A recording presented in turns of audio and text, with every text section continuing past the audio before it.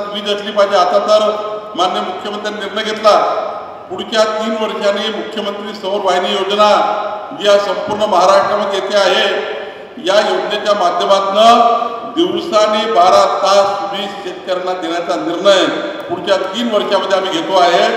पुढच्या 3 वर्षानंतर शेतकऱ्यांना रात्री शिवारात जायची गरज पडणार नाही। कालचा दिवस महत्वाचा आहे, ऐतिहासिक दिवस आहे। काय दिवस आहे ऐतिहासिक? 1948 पासून वाट बघतोय आपण, 1948 पासून वाट बघतोय। महामानव डॉक्टर बाबासाहेब आंबेडकरांनी घटनेमध्ये SC ST लोकसंख्या जनगणना करायची। SC जनगणना, ST जनगणना, आदिवासी जनगणना, शेड्यूल कास्ट जनगणना, मागासवर्गीय जनगणना, बाकी जाती मोजता येत नाही, सर्वांना इतर, हा कायदा 1948 पासून।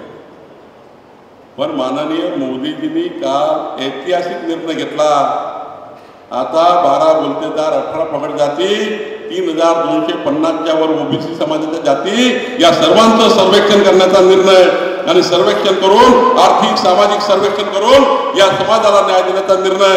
SC ST OBC इतर कोणताही समाज राहो, सर्व समाजाचं सर्वेक्षण झालं पाहिजे। त्या समाजाच्या अनुसार त्या समाजाला त्या ठिकाणी मदत केली गेली पाहिजे, सरकारची मदत लोकांना भेटली पाहिजे, समाधान शिबिराच्या माध्यमातून येणाऱ्या योजना जनतेला भेटल्या पाहिजे।